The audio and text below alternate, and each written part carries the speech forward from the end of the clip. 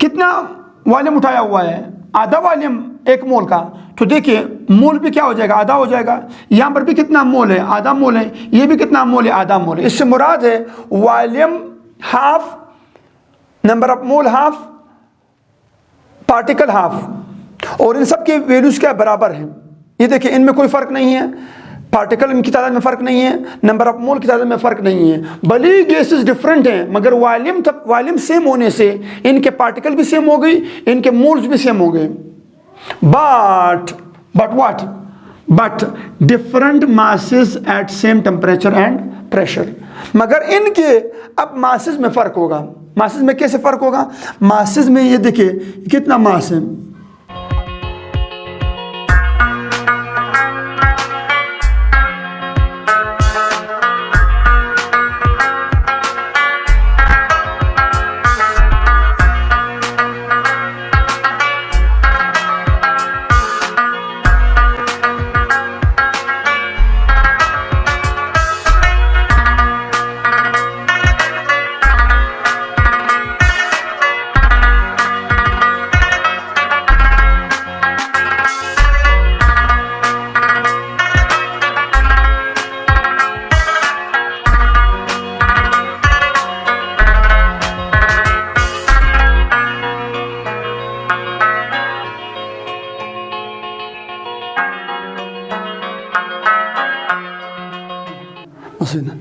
Hello अस्सलाम वालेकुम, कैसे हैं आप सब। उम्मीद करता हूँ आप लोग खुशबाश होंगे। मैं हूँ आप लोगों का केमिस्ट्री इंस्ट्रक्टर दुर मोहम्मद, और हम डिस्कस करते आ रहे हैं अपनी फर्स्ट ईयर की केमिस्ट्री को सीक्वेंस वाइज।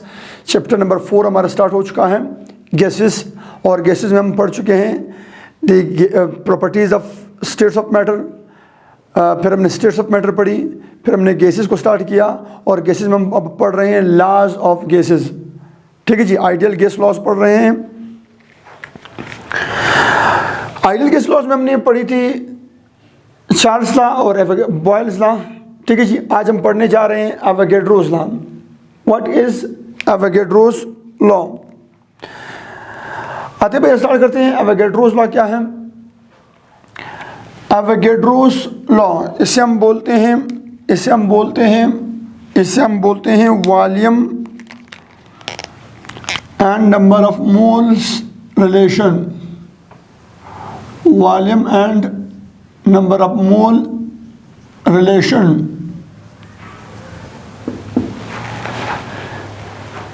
या यहाँ पर हम टेम्परेचर और प्रेशर दोनों को कांस्टेंट रखेंगे, तो इसे आइसोथर्मल एंड आइसोबेरिक दोनों बोलते हैं। आइसोथर्मल भी है, it is isothermal, and as well as isobaric.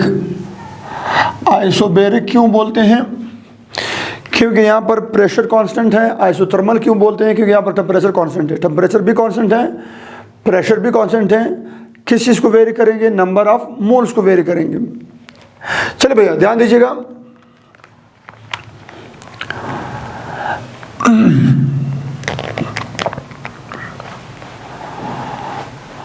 अब इंट्रोडक्शन से स्टार्ट लेते हैं।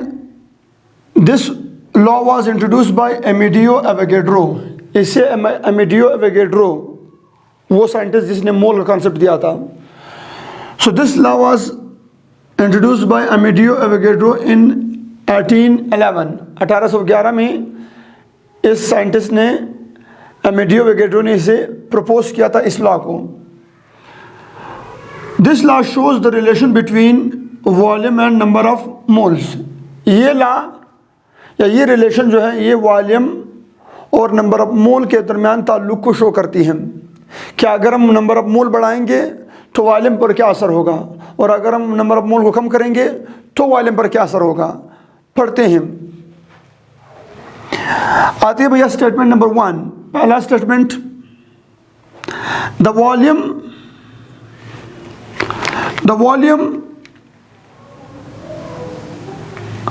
of a gas is directly proportional to the number of moles of the gas.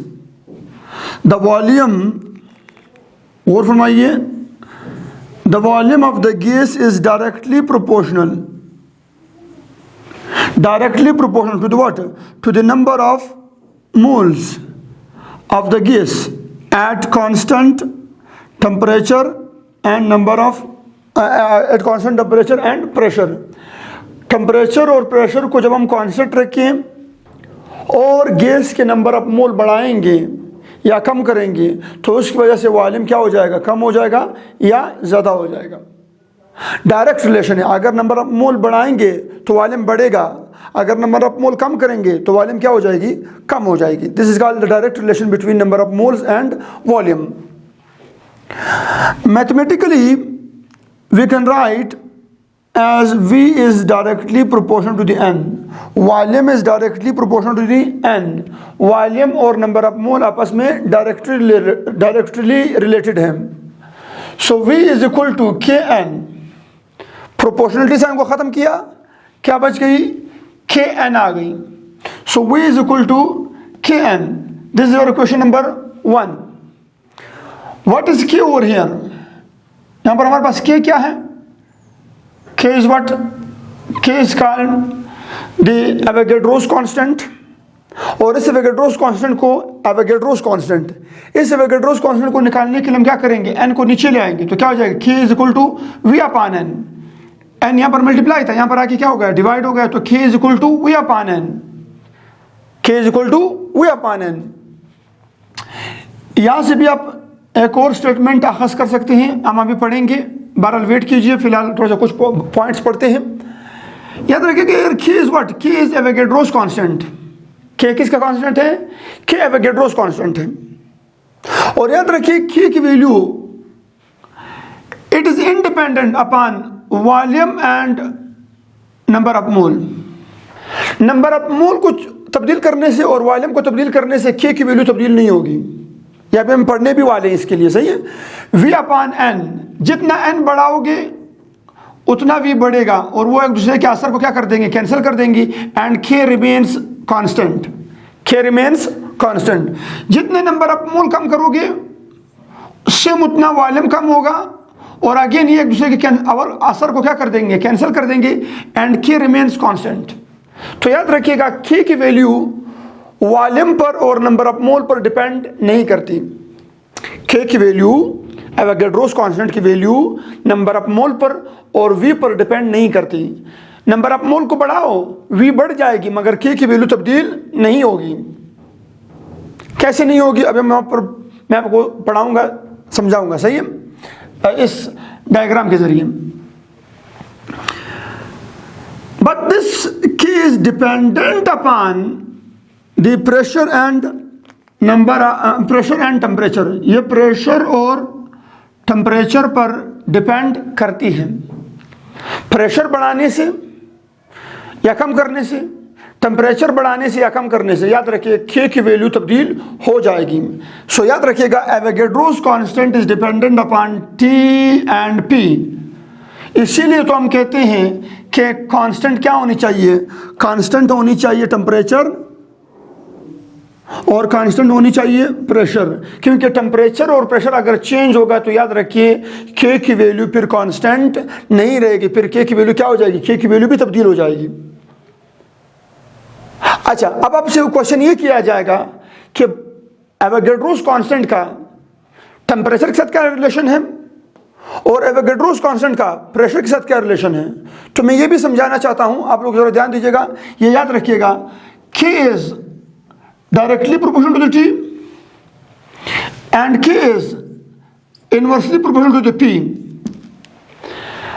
Avogadro's constant का टेम्परेचर के साथ डायरेक्ट रिलेशन है। अगर आप टेम्परेचर को चेंज करोगे तो याद रखिएगा, अगर आप टेम्परेचर की वैल्यू को बढ़ाओगे, अगर टेम्परेचर की वैल्यू को बढ़ाओगे तो K क्या होगी, K बढ़ जाएगी। K क्या हो जाएगी, K बढ़ जाएगी। और अगर आप प्रेशर को बढ़ाओगे तो K की वैल्यू क्या हो जाएगी, कम हो जाएगी। K की वैल्यू क्या हो जाएगी, K की वैल्यू कम हो जाएगी, याद रखना, बहुत इंपॉर्टेंट नहीं है। So that's why we can say this K boils Avogadro's constant, this Avogadro's constant is dependent upon P and T। ये टेम्परेचर और प्रेशर पर क्या है, डिपेंडेंट है। एंड इट्स यूनिट्स आर, इसके यूनिट कहाँ से निकाले जाएंगे? यूनिट्स निकाले जाएंगे इसके फार्मूले से।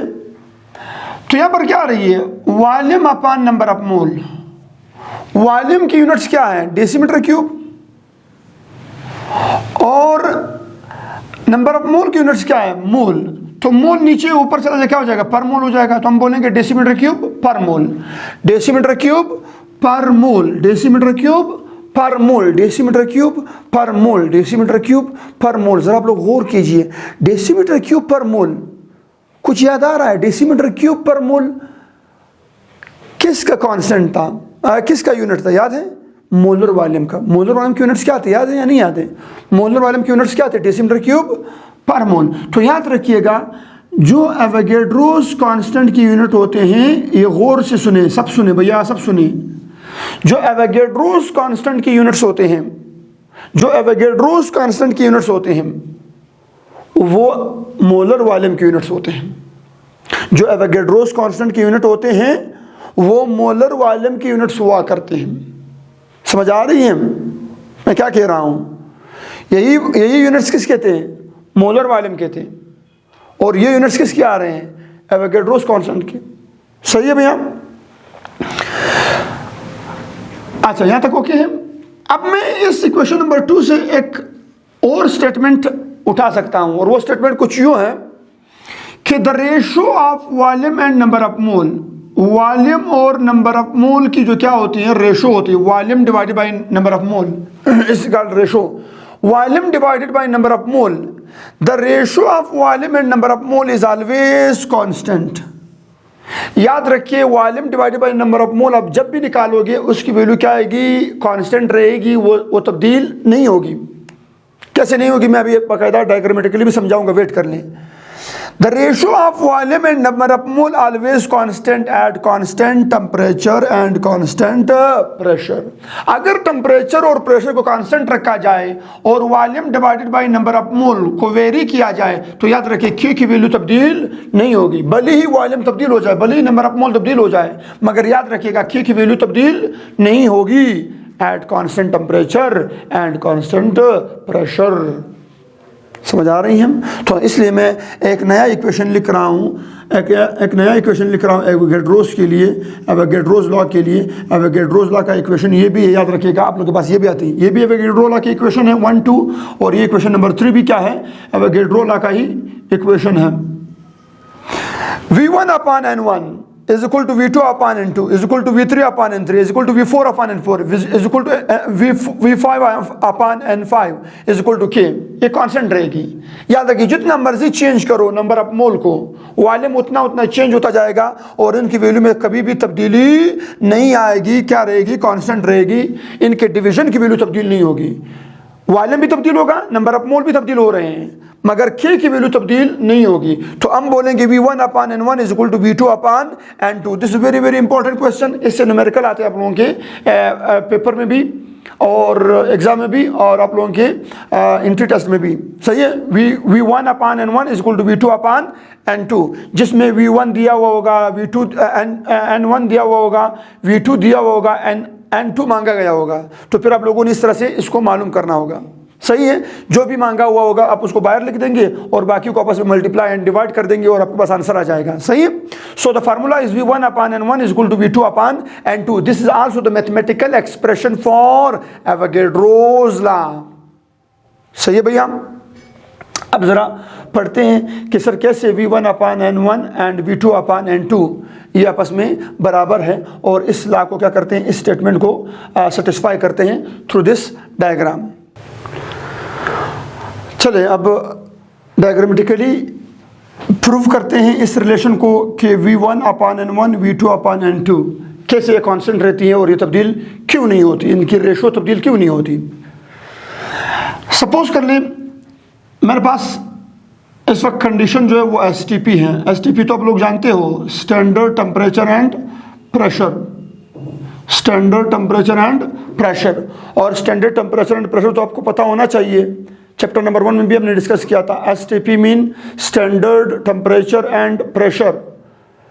स्टैंडर्ड टेम्परेचर एंड प्रेशर किसे बोलते हैं? जब टेम्परेचर की वैल्यू 0 डिग्री सेंटीग्रेड हो या 273 केल्विन हो और प्रेशर कितना हो 1 atm हो, that value is called what, the STP condition. उसे क्या बोलते हैं? एसटीपी कंडीशन बोलते हैं, standard temperature and pressure conditions. Temperature और प्रेशर क्या रहेंगे? कांस्टेंट। यहाँ पर भी एसटीपी रहेगी, यहाँ पर भी वही एसटीपी रहेगी, तब्दील नहीं होगी। STP standard temperature and pressure, यहाँ पर भी एसटीपी, वहाँ पर भी STP, mean temperature remain same, pressure remain same. Temperature को तब्दील नहीं करेंगे, प्रेशर को तब्दील नहीं करेंगे, सिर्फ और सिर्फ नंबर ऑफ मोल को तब्दील करेंगे वॉल्यूम के साथ। अच्छा, इस वक्त जो नंबर ऑफ मोल्स आ रही है, यहाँ पर जो नंबर ऑफ मोल्स हैं वो आपके पास आ रही है n इज इक्वल टू 1 मोल। कितना भैया? 1 मोल है। जब नंबर ऑफ मोल 1 है, वॉल्यूम कितनी होगी? हमें पता है एसटीपी जब होगी तो 1 मोल गैस, कोई भी गैस हो, वो कितना वॉल्यूम गिरती है? कोई भी गैस हो वो कितना वॉल्यूम गिरती है? The volume is what? The volume is, this mole is n1, v is 1। कितना वॉल्यूम होगा? Volume is 22.4 litre. कितना भैया? 22.4 लीटर या डेसीमीटर क्यूब। 22.4 लीटर या डेसीमीटर क्यूब, 22.4। तो नंबर ऑफ मोल 1 है, 1 मोल है, वॉल्यूम कितनी है? 22.4 है। n1 v1, n1 v1। जब आप n1 v1 को क्या करते हो, इसका वैल्यू निकालते हो तो आपके पास क्या आती है? v1 upon n1, v1 upon n1। कितने नंबर ऑफ मोल हैं? 1 नंबर ऑफ मोल है और वॉल्यूम कितना है? 22.4। तो 22.4 decimetre cube divided by what? Divided by 1 मोल। तो आंसर आपके पास क्या आ जाएगा? The answer remains what? The answer remains 22.4 decimetre cube पर मोल, डेसीमीटर क्यूब पर मोल, डेसीमीटर क्यूब पर मोल, डेसीमीटर क्यूब पर मोल। ये क्या आ गई? ये n1 के लिए, नंबर ऑफ मोल 1 के लिए v1 आ गई और इनका डिवीजन आ गया। कितना डिवीजन आ गया? इनकी रेशो k की वैल्यू क्या आ गई? The k value is 22.4 decimetre cube पर मोल। ये किसकी वैल्यू है? ये k1 की वैल्यू है। This is called k1। v1 upon n1 is equal to k1। v1 upon n1 is equal to what? k1। अच्छा, अब जब मैं क्या करूंगा? Now when the number of mole is double, अगर नंबर ऑफ मोल को double किया जाए, 1 मोल से क्या किया जाए? 2 मोल किया जाए, शक्ल जोड़ेगा। अब अगर नंबर ऑफ मोल 1 से लेकर क्या किया जाए? नंबर ऑफ मोल 1 को नंबर ऑफ मोल 2 मोल उठाया जाए। Here the n is what? n2 is 2 mole. n2 is what? n2 is 2 मोल। कितने मोल है? 2 मोल कर, मतलब हमने डबल कर दिया। पहले 1 मोल था, अब क्या हो गई? 2 मोल हो गई।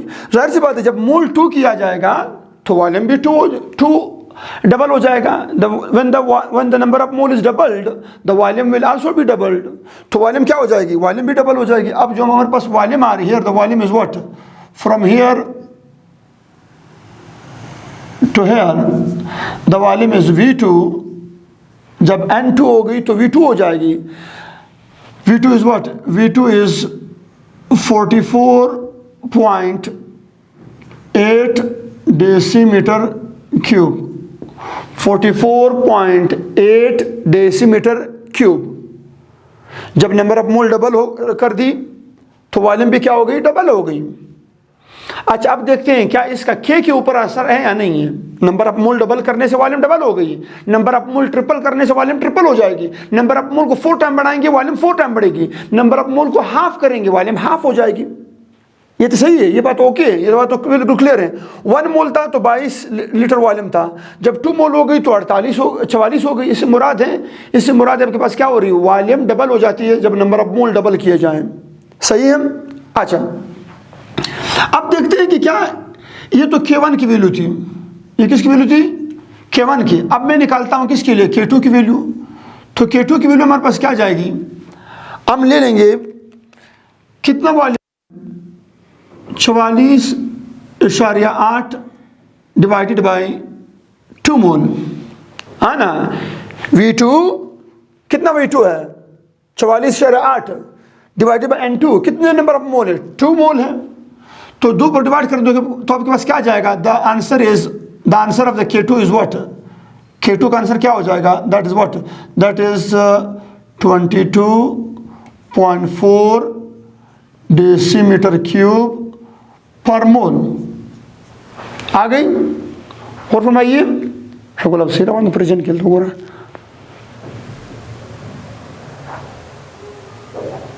वन कट वन नंबर ना मोर।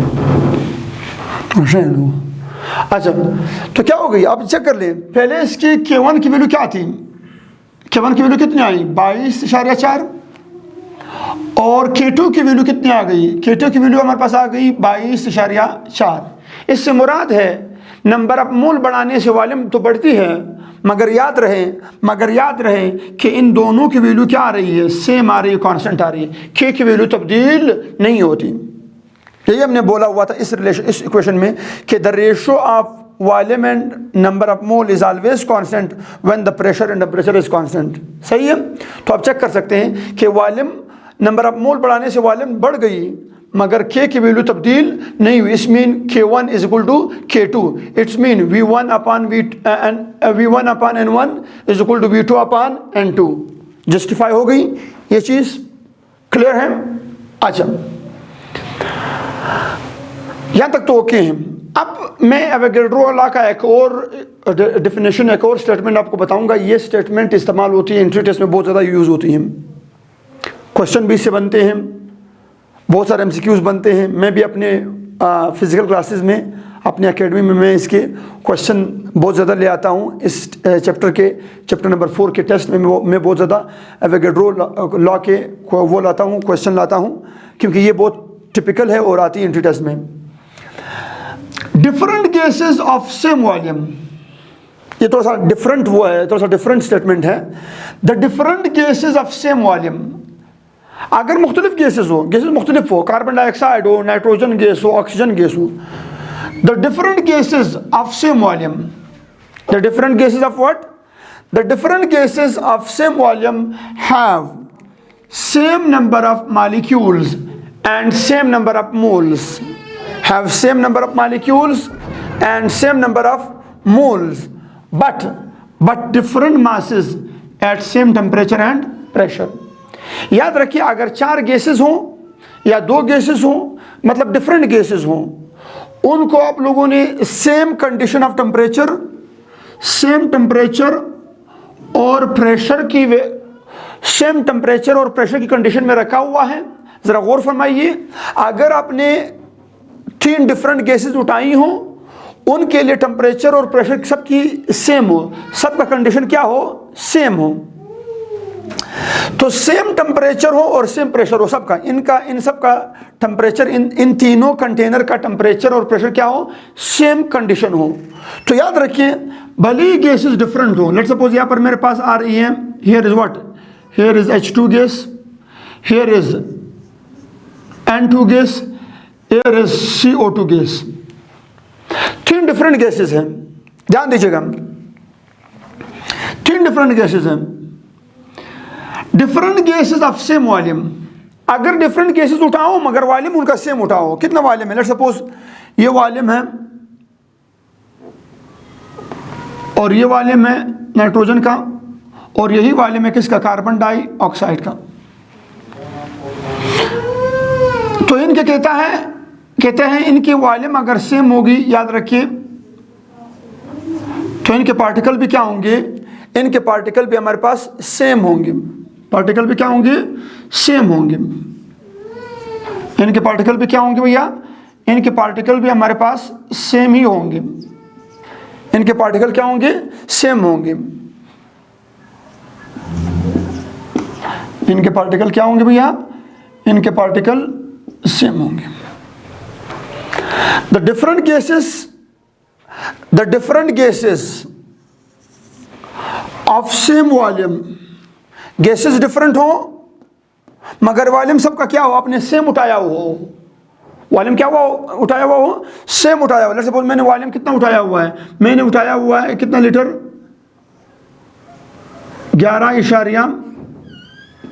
11.2 लीटर, और इसका भी कितना उठाया हुआ हो, 11.2 लीटर, और इसका भी कितना उठाया हुआ हो, 11.2 लीटर। आप चेक कर सकते हैं गैसेस डिफरेंट है मगर इनका वॉल्यूम क्या है, इनका वॉल्यूम सेम है। इनका वॉल्यूम क्या भैया, इनका वॉल्यूम सेम है। तो याद रखिएगा, they have what, they have same number of molecules, उनमें मॉलिक्यूल्स की तादाद सेम होगी, याद रखिए। भले ही गैसेस डिफरेंट हो, याद रखिए अगर आप डिफरेंट गैसेस उठाते हो मगर सेम वॉल्यूम के साथ, तो volume same, number of mole same, number of particle same. तो ये देखिए कितने नंबर ऑफ पार्टिकल होंगे, ज़ाहिर सी बात, ये कितना लीटर है, ये हाफ मोल के बराबर। तो हमारे पास क्या हो जाएगी, यहाँ पर पार्टिकल होगी 3.01 इंटू 10⁻23। यहाँ पर भी कितनी होंगी, यहाँ पर भी इतनी होंगी, यहाँ पर कितनी होंगी, यहाँ पर भी इतनी होंगी। इट मीन्स दैट कि अगर आपके पास क्या हो, वॉल्यूम सेम होंगे तो नंबर ऑफ मॉलिक्यूल्स क्या होंगे, सेम होंगे, और इनके मोल्स क्या होंगे, सेम होंगे। ज़ाहिर सी बात है कि नंबर ऑफ मोल जब सेम होंगे तो नंबर ऑफ पार्टिकल जब सेम होंगे तो मोल्स भी क्या हो जाएंगे, सेम हो जाएंगी। तो हमारे पास क्या आ जाएगा, हम लिख सकते हैं ये कितना मोल है, ये 0.5 मोल है। ये कितना मोल है, ये 0.5 मोल है ना। एक मोल का कितना वॉल्यूम होता है, 22.4, मगर यहाँ पर 22.4 नहीं, यहाँ पर 11.2 है। तो कितना वॉल्यूम है, ये हाफ वॉल्यूम है। जब वॉल्यूम हाफ तो पार्टिकल हाफ, और जब पार्टिकल हाफ तो मोल हाफ, ये याद रखना।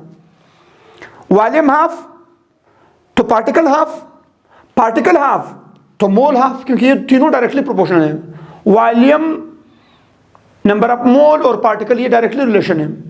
नंबर ऑफ मोल बढ़ाओगे वॉल्यूम बढ़ेगा, पार्टिकल भी बढ़ेंगे। नंबर ऑफ मोल हाफ करेंगे, वॉल्यूम हाफ हो जाएगी, पार्टिकल हाफ हो जाएगी। वही वाली डिस्कशन है। तो हमने क्या कर दिया, हमने वॉल्यूम को हाफ कर दिया, तो नंबर ऑफ मोल क्या हो, नंबर ऑफ पार्टिकल क्या हो गई, हाफ हो गई, नंबर ऑफ मोल क्या हो गई, हाफ हो गई। तो ये कितना मोल है, 0.5 मोल। और ये भी क्या होगा, ये गैस भी, नाइट्रोजन गैस भी 0.5 मोल होगा, और कार्बन डाइऑक्साइड गैस भी क्या होगा, 0.5 मोल ही होगा। इससे मुराद है कि the different gases of same volume have same molecules. ठीक है जी, and same number of moles, mole भी सेम होंगे, बट डिफरेंट मासेस, मगर उनके मासेस, उस कंटेनर का मास जो होगा वो डिफरेंट होगा। उन कंटेनर के मासेस क्या होंगे, डिफरेंट होंगे। इस कंटेनर में कौन मौजूद है, हाइड्रोजन गैस, कितना mole, half mole. Half mole hydrogen का वजन कितना होगा इस वक्त, इस कंटेनर के गैस मॉलिक्यूल का टोटल वजन आपको इस कितना मिलेगा, आपको टोटल मास। तो मास क्या हो जाएगी, मास वुड बी 1 ग्राम। कितना ग्राम, 1 ग्राम। हाइड्रोजन मॉलिक्यूल का मोलर मास क्या है, 1 मोल का मास। 1 मोल का मास है, अगर ये 1 मोल होता तो कितना मास होता, 2 ग्राम। मगर यूं, चूंकि यहाँ पर क्या है, यहाँ पर हमारे पास ये हाफ मोल है, तो जब मोल हाफ हो जाती है मास भी क्या हो जाती है, हाफ हो जाती है। तो कितना मास आ जाएगा, 1 ग्राम मास आ जाएगा। अच्छा, यहाँ पर देखिए, अब नाइट्रोजन गैस है, नाइट्रोजन गैस के 1 मोल का कितना वजन होता है। अगर 1 मोल होता तो कितना वजन होता, 1 मोल होता तो इसका वजन होता 28 ग्राम। मगर यहाँ पर चूंकि क्या है, चूंकि ये हाफ मोल है, तो हाफ मोल नाइट्रोजन का अब कितना वजन होगा, यहाँ पर here mass would be what, 14 ग्राम। कितना ग्राम है, 14 ग्राम है। क्यों 14 ग्राम है, क्योंकि नाइट्रोजन का हाफ मोल है, तो इस वजह से इसका वजन क्या हो गई, हाफ हो गई, 44 ग्राम हो गई। अच्छा, यहाँ पर देखें 44 14 ग्राम। अब अगर हम कार्बन डाइऑक्साइड को देखें, कार्बन डाइऑक्साइड का 1 मोल का 44 ग्राम है। कार्बन डाइऑक्साइड 1 मोल गैस 44 ग्राम रखती है, मगर यहाँ पर तो 44 ग्राम नहीं, वो नहीं है, 1 मोल नहीं है, यहाँ पर तो हाफ मोल है ना, मोल हाफ है, क्योंकि वॉल्यूम हाफ है ना, वॉल्यूम हाफ उठाया हुआ है तो मोल भी हाफ हो जाएगा। और मास भी क्या हो जाएगा, हाफ हो जाएगा। तो आपके पास क्या हो जाएगी, यहाँ पर जो मास आएगा कार्बन डाइऑक्साइड का वो क्या होगा, वो हाफ मोल है, तो हाफ मोल कार्बन डाइऑक्साइड का क्या होगा 22, ठीक है जी 22 ग्राम। कितने भैया 22 ग्राम। यहाँ तक ओके है। अब जरा चेक कर लें क्या लिखा हुआ है, the different gases of same volume. अगर डिफरेंट गैसेज हो मगर उनका वॉल्यूम क्या हो, सेम हो। यहाँ पर कितना वॉल्यूम है 22.4, 11.2, 11.2, 11.2। सबका वॉल्यूम क्या है, सेम है। सबका वॉल्यूम हमने सेम उठाया हुआ है। कितने same volume, having the what, having same number of molecule. उनमें मॉलिक्यूल क्या होंगे, सब में सेम होंगे। ये तो कितने वॉल्यूम, कितने बार पार्टिकल आ रही है 3.01 × 10⁻23 है ना, हाफ मोल है ना, वॉल्यूम हाफ हो गई तो पार्टिकल भी क्या हो जाएंगे, हाफ हो जाएंगे। तो कितने हो जाएंगे 3.01, यहाँ पर भी 3.01, यहाँ पर भी 3.01। इसी मुराद है इनके मॉलिक्यूल्स क्या हैं, सेम है। जब मॉलिक्यूल सेम है तो इनके मोल्स क्या होंगे, मोल्स भी सेम होंगे। यहाँ पर कितना वॉल्यूम उठाया हुआ है, आधा वॉल्यूम 1 मोल का, तो देखिए मोल भी क्या हो जाएगा, आधा हो जाएगा। यहाँ पर भी कितना मोल है, आधा मोल है। ये भी कितना मोल है, आधा मोल है। इससे मुराद है volume half, number of mole half, particle half. और इन सब के वैल्यूज क्या बराबर हैं। ये देखिए इनमें कोई फर्क नहीं है, पार्टिकल की तादाद में फर्क नहीं है, नंबर ऑफ मोल की तादाद में फर्क नहीं है। भले ही गैसेस डिफरेंट हैं मगर वॉल्यूम सेम होने से इनके पार्टिकल भी सेम हो गई, इनके मोल्स भी सेम हो गए। But different masses at same temperature and pressure. मगर इनके अब मासेस में फर्क होगा। मासेस में कैसे फर्क होगा, मासेस में ये देखिए कितना मास है, हालांकि वॉल्यूम वही है, मास 1 ग्राम है। यहाँ पर वॉल्यूम वही है, इन दोनों का वॉल्यूम बराबर है, मोल भी बराबर है, पार्टिकल भी बराबर है, मगर मास में क्या आ रही है, फर्क आ रही है। ये कितनी मास आ गई 14 ग्राम, 14 ग्राम आ गई। और इसकी मास कितनी आ गई, इसकी मास आ गई 22 ग्राम, 22 ग्राम। मीन्स दैट कि अगर डिफरेंट गैसेस हो, आखिरी बात सुन लें, अगर डिफरेंट गैसेस हो उनके वॉल्यूम आपने सेम उठाए हुए हो तो याद रखिएगा उनके पार्टिकल भी सेम होंगे। वॉल्यूम सेम उठाए हुए हैं ना तीनों के, तो उनके पार्टिकल क्या होंगे, सेम होंगे। उनके मोल्स क्या होंगे, सेम होंगे, मगर उनके मासेस सेम नहीं होंगे। ये बहुत आप लोगों ने याद रखना है, इससे बहुत अच्छे अच्छे क्वेश्चन बनते हैं। चेक कर ले, सब कुछ सेम है, वॉल्यूम सेम है, पार्टिकल सेम है, मोल सेम है, मगर इनके मासेस सेम नहीं होते। यह मैं किसने बोला था, एवोगैड्रोस लॉ ने बोला हुआ था। अच्छा, और आखिरी बात अब इसकी पढ़ते हैं थोड़ी सी ग्राफिकल रिप्रेजेंटेशन। ग्राफ हम प्रीवियस लेक्चर में बहुत डिटेल से डिस्कस कर चुके हैं, अभी ज़रा इनको थोड़ा सा लिटिल बिट डिस्कस करते हैं। पहला ग्राफ डिस्कस करते हैं। देखिए नंबर ऑफ मोल है एक्स एक्सिस पर, वॉल्यूम है वाई एक्सिस पर। नंबर ऑफ मोल बढ़ाने से वॉल्यूम क्या होती है, बढ़ती है। नंबर ऑफ मोल बढ़ाने से क्या होती है, वॉल्यूम बढ़ती है। तो ये देखिए जितना जितना नंबर ऑफ मोल बढ़ाएंगे वॉल्यूम क्या होता जाएगा, बढ़ता जाएगा। This is a straight line equation, straight line graph आपके पास आ जाएगी। सही है, जितना जितना नंबर ऑफ मोल बढ़ाएंगे उतना उतना वॉल्यूम क्या होता जाएगा, बढ़ता जाएगा।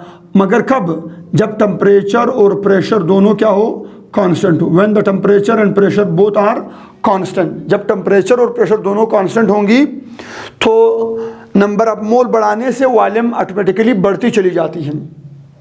ठीक है जी। अच्छा ध्यान दीजिएगा। अब आते हैं, अगर मैं टेम्परेचर को थोड़ा सा चेंज करूं, अगर मैं टेम्परेचर को बढ़ाऊं, अगर टेम्परेचर को मैं बढ़ाऊं तो ये लाइन कुछ यूं चली जाएगी, ऐसे आ जाएगी। लेट्स सपोज ये क्या था, ये T1 था और ये क्या है, ये T2 है। देखिए भैया T1 से टेम्परेचर T2 में लाने से क्या हो गई, K की वैल्यू तब्दील हो गई। पहले K यहाँ पर स्टेट जा रही थी, अब K, ये K है ना, पहले K यहाँ पर स्टेट जा रही थी, अब K यहाँ पर जाने लगी। इससे मुराद है टेम्परेचर के तब्दील करने से K की वैल्यू तब्दील हो जाती है। अच्छा और फरमाइए, अब यहाँ पर आप लोगों से पूछा जाएगा कि T1 बड़ा है या T2 बड़ा है, तो आप लोग क्या करोगे, आप लोग नंबर ऑफ मोल को यहाँ पर कांस्टेंट रखकर यहाँ से लाइन खींच लोगे, एक लाइन यहाँ पे आ गई। सही है। अब वॉल्यूम के लिए यहाँ से लाइन खींचो इसके लिए, और वॉल्यूम से यहाँ पे क्या लाइन खींच लो इसके लिए। ठीक है जी। आप लोग चेक कर लें कि T1 पर वॉल्यूम बड़ी है या T2 पर वॉल्यूम की वैल्यू बड़ी है। जाहिर सी बात T1 पर वॉल्यूम की वैल्यू छोटी है और T2 पर वॉल्यूम की वैल्यू क्या है, बड़ी है। जब नंबर ऑफ मोल कांस्टेंट हो और टेम्परेचर बढ़ा दिया जाए, जब नंबर ऑफ मोल कांस्टेंट हो और टेम्परेचर बढ़ा दिया जाए तो वॉल्यूम की वैल्यू क्या हो जाती है, तब्दील हो जाती है और क्या हो जाती है, बढ़ जाती है। अब मुझे बताएं T1 बड़ा है या T2 बड़ा है? T2 बड़ा है क्योंकि वॉल्यूम बड़ी आ रही है। According to Charles law temperature बढ़ाने से वॉल्यूम क्या हो जाती है, बढ़ जाती है। इट मीन्स दैट हियर आप लोगों से पूछा जाएगा एंट्री टेस्ट में कौन बड़ा है, T2 बड़ा है किस चीज़ से, T1 से। क्यों? क्योंकि टेम्परेचर बढ़ाने से वॉल्यूम क्या हो रही, बढ़ रही है। सही है। और अपने पास क्या हो जाएगी, ये लाइन यहाँ पे आ जाएगा, तो हम कह सकते हैं कि इस वक्त T2 बड़ा है किस चीज़ से, T1 से। अब अगर आप लोगों से प्रेशर का पूछा जाए, सपोज कर लीजिए T2 और T1 हटाकर हम प्रेशर की अगर बात कर लें, क्या अगर प्रेशर बढ़ाया जाए, ये P1 है और ये क्या है, P2 है। ये P1 है और ये क्या है, P2 है। ध्यान दीजिएगा, ये P1 है और ये क्या है, P2 है। This is what? This is P1 and P2.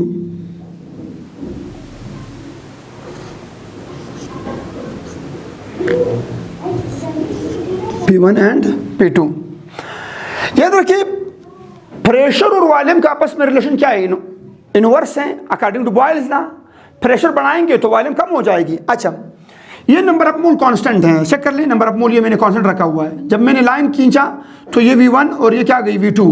सही है, ये वॉल्यूम बढ़ गई और कम हो गई। अच्छा, ये P2 वाला लाइन है और ये P1 वाली ग्राफ है। अब P2 और P1 में देखें कहाँ पर वॉल्यूम ज़्यादा है, कहाँ पर वॉल्यूम ज़्यादा है, वॉल्यूम ऊपर वाले में P2 में ज़्यादा है। इससे मुराद है जहाँ पर वॉल्यूम ज़्यादा होगा, इससे मुराद है वहाँ पर प्रेशर क्या होगा, कम होगा। तो मैं कहूँगा ये जो P2 है, याद रखिए P2 is less than what, is less than P1। P2 is less than P1। क्यों? क्योंकि अगर प्रेशर बढ़ाया जाए तो वॉल्यूम क्या आनी चाहिए थी, कम आनी चाहिए थी। मगर यहाँ पर देखिए, चेक कर लें, यहाँ पर प्रेशर P1 है, वॉल्यूम क्या है, कम है। इससे मुराद P1 ज़्यादा है, तभी तो वॉल्यूम को क्या कर रही है, कम रख रही है। और अब P2 में चेक कर ले, P2 में वॉल्यूम क्या है, ज़्यादा है। अब देखिए वॉल्यूम की क्या आ रही है, वॉल्यूम की वैल्यू ज़्यादा आ रही है। वॉल्यूम की वैल्यू ज़्यादा आ रही है किसके लिए, P2 के लिए। जब वॉल्यूम ज़्यादा होगा तो ऑटोमेटिकली प्रेशर क्या होगा, कम होगा, अकॉर्डिंग टू बॉयल्स लॉ। इससे मुराद है P2 कम है तभी तो वॉल्यूम ज़्यादा आ रही है, और P1 क्या है, P1 ज़्यादा है तभी तो वॉल्यूम क्या आ रही है, कम आ रही है। तो हम कह सकते हैं कि P1 is greater than P2। समझ आ गई बात? इससे मुराद है कि प्रेशर को या टेम्परेचर को तब्दील करने से क्या हो जाती है, ग्राफ K की वैल्यू तब्दील हो जाती है। ये हमने डिस्कस किया हुआ था, याद है।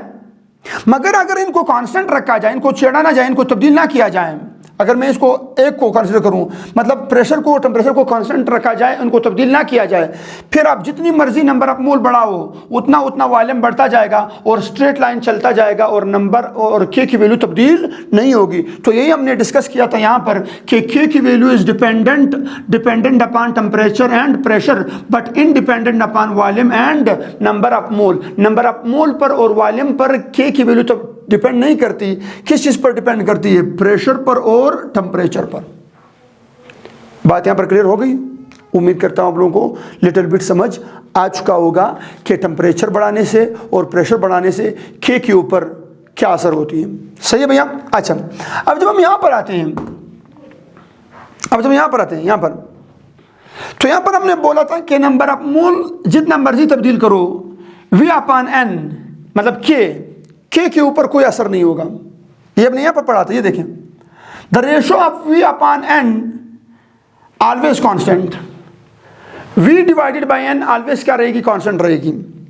तो इससे मुराद है कि जितना मर्जी नंबर ऑफ मोल बढ़ाओ, लेट सपोज K की वैल्यू ये है, ये देखिए K की वैल्यू तब्दील नहीं होगी, ये कांस्टेंट चलती जाएगी, parallel to the X axis चलती जाएगी।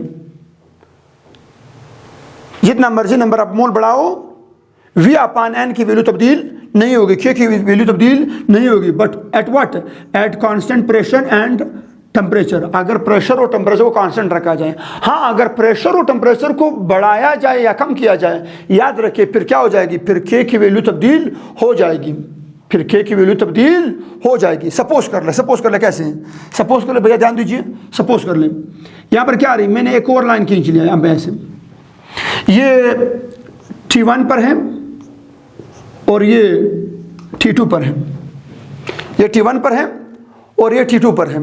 आप लोग ज़रा गौर कीजिए,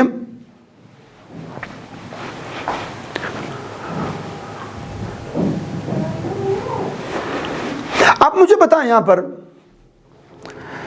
T1 बड़ी है या T2 बड़ी है, T1 बड़ी है या T2 बड़ी है, T1 बड़ी है या T2 बड़ी है।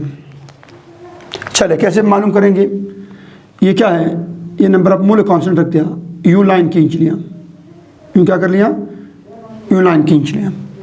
नंबर ऑफ मोल तो कांस्टेंट है, मतलब ये इसका क्या है, कांस्टेंट है, इसको ना छेड़ो। नंबर ऑफ मोल कांस्टेंट है तो यहाँ पर भी n क्या हो गई, कांस्टेंट हो गई। फर्क किस चीज में आ रही, वी में आ रही है। नंबर ऑफ मोल और वॉल्यूम का आपस में क्या रिलेशन है, डायरेक्ट। जितना नंबर ऑफ मोल बढ़ाओगे वॉल्यूम बढ़ेगा, है कि नहीं है। टेम्परेचर के साथ क्या रिलेशन था, टेम्परेचर बताएं।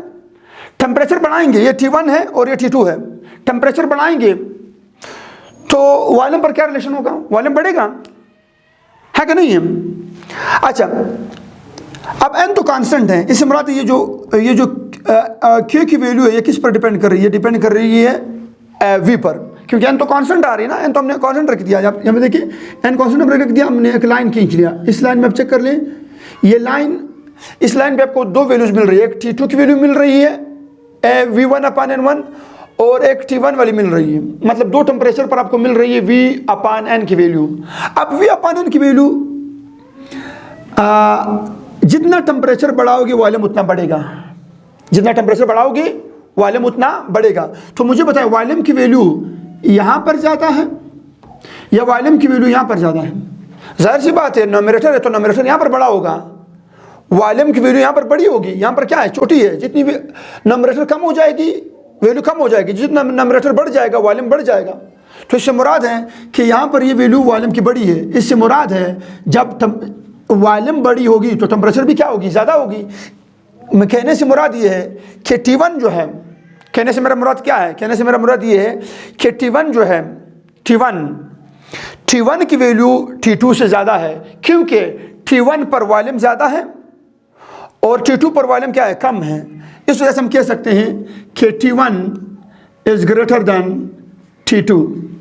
T1 is greater than what, T1 is greater than T2, T1 is greater than T2, T1 is greater than T2। क्यों, क्योंकि जहाँ पर वॉल्यूम ज़्यादा होगा टेम्परेचर पर ऑटोमेटिकली वो टेम्परेचर ज़्यादा होगा, और जहाँ पर वॉल्यूम की वैल्यू टेम्परेचर के ऊपर कम आएगी, इससे मुराद वो टेम्परेचर कम है।